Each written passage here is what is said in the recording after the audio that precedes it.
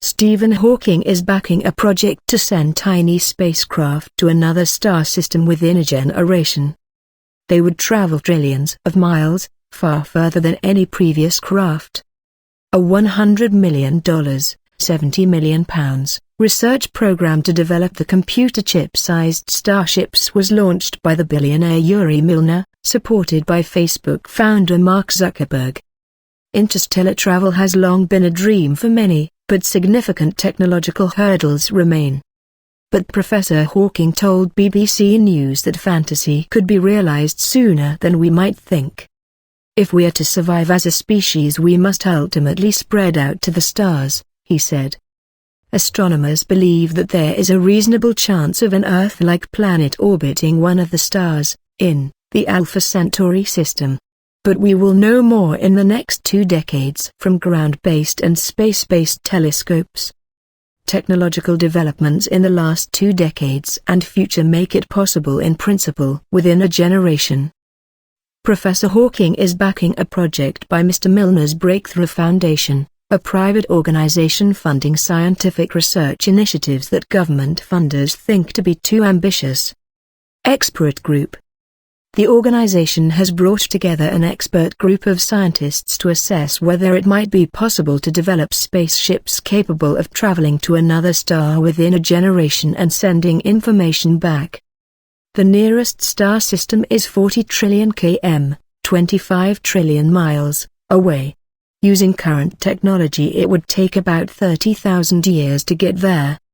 The expert group concluded that with a little more research and development, it might be possible to develop spacecraft that could cut that journey time to just 30 years.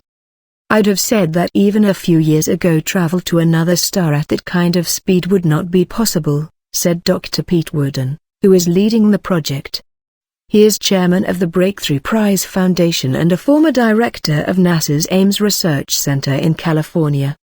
But the expert group figured out that because of developments in technology, there appears to be a concept that appears to work.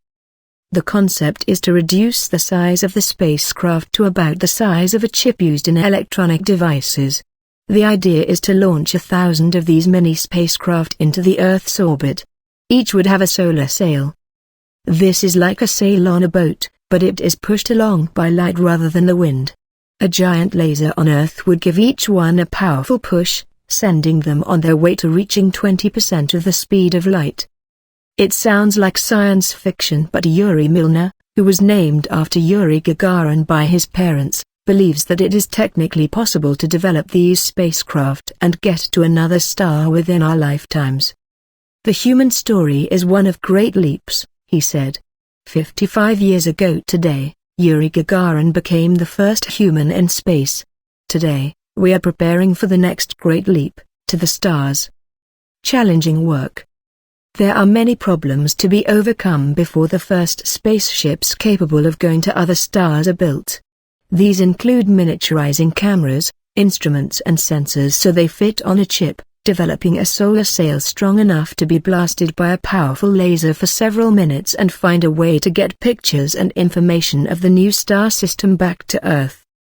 Professor Sir Martin Sweeting, who is a researcher at the Surrey Space Centre and head of Surrey Satellite Technology in Guildford, wants to be involved in the project. He founded a company 30 years ago that reduced the size and cost of satellites.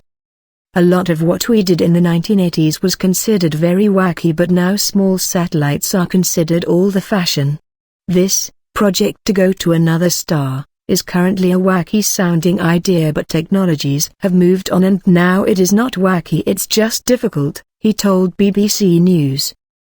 Professor Andrew Coates of the Mullard Space Science Laboratory, which is part of the University of London, agreed that the project would be challenging, but not impossible.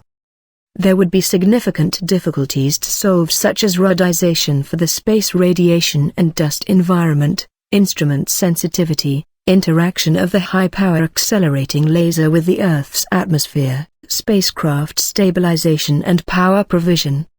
But it is a concept worth looking at to see if we could really reach another star system within a human lifetime.